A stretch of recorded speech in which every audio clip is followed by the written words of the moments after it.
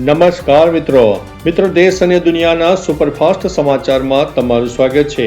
અમદાવાદની સૌપ્રથમ વાત કરીશું રસ્તા બંધ। અમદાવાદ શહેરમાં વિકાસ કાર્યોના પગલે આગામી 16 દિવસ માટે કેટલાક મુખ્ય રસ્તા બંધ રાખવાનો નિર્ણય લેવામાં આવ્યો છે।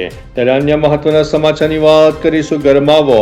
સ્થાનિક સ્વરાજ્યની ચૂંટણીઓ માટે ભાજપ દ્વારા અમદાવાદ મહાપાલિકાના ઉમેદવારોને ફોન દ્વારા સૂચના આપવાનું શરૂ કરી દેવામાં આવ્યું છે।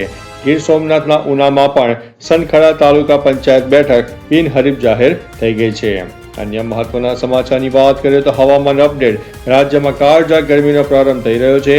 હવામાન વિભાગની આગાહી મુજબ આગામી દિવસોમાં તાપમાનમાં 2 થી 4 ડિગ્રીનો વધારો થઈ શકે છે। અન્ય મહત્વના સમાચારની વાત કરીએ તો ઈરાન અને અમેરિકાની ઇસ્લામાબાદમાં શાંતિ મંત્રણાનો પ્રથમ તબક્કો પૂર્ણ। આજે ફરીથી બેઠક યોજાશે। અન્ય મહત્વના સમાચારની વાત કરીએ તો ટેકાના ભાવની મગફળી અને ચણાની ખરીદી માટે નોંધણી પ્રક્રિયા ચાલુ। ડુંગળીના નિકાસ અંગેની નવી નીતિથી ખેડૂતોને સારા ભાવ મળવાની અપેક્ષા છે। કપાસની વાત કરીએ તો આંતરરાષ્ટ્રીય બજારમાં માંગ વધતા કપાસના ભાવ સ્થિર જોવા મળી રહ્યા છે। અન્ય મહત્વના સમાચારની વાત કરીએ તો સિંચાઈની નર્મદા ડેમની સપાટીમાં સામાન્ય ઘટાડો। ઉનાળુ પાક માટે પાણીના આયોજન ઉપર ભાર મૂકવામાં આવ્યો છે। અન્ય મહત્વના સમાચારની વાત કરીએ તો ખાતરની રાજ્યના સરકારી મંડળીઓમાં ખાતરનો પૂરતો સ્ટોક ઉપલબ્ધ હોવાની ખાતરી આપવામાં આવી છે। ત્યારે વાત થશે જીરુની। જીરાના ભાવમાં 45 રૂપિયાનો ઉછાળો જોવા મળી રહ્યો છે।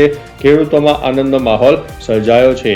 અન્ય મહત્વના સમાચારની વાત કરીએ તો શિક્ષણ વિભાગની CBSE બોર્ડના પરિણામોની તૈયારીઓ અંતિમ તબક્કામાં જોવા મળી છે। ટૂંક સમયમાં જાહેરાત થવાની શક્યતા છે। અન્ય મહત્વના સમાચારની વાત કરીએ તો જામનગરની રિલાયન્સ રિફાઇનરી વિસ્તારમાં સુરક્ષા વ્યવસ્થા વધુ કડક કરી દેવામાં આવી છે। અન્ય મહત્વના સમાચારની વાત કરીએ તો ગાંધીનગરની રાજ્ય સરકાર દ્વારા નવી યોજનાઓના અમલીકરણ માટે ઉચ્ચ સ્તરીય બેઠકનું આયોજન કરવામાં આવ્યું છે। ત્યારે વાત થશે જૂનાગઢની ગિરનાર વિસ્તારમાં પ્રવાસીઓનો ધસારો। રોપવે ઉપર લાંબી કતારો જોવા મળી રહી છે।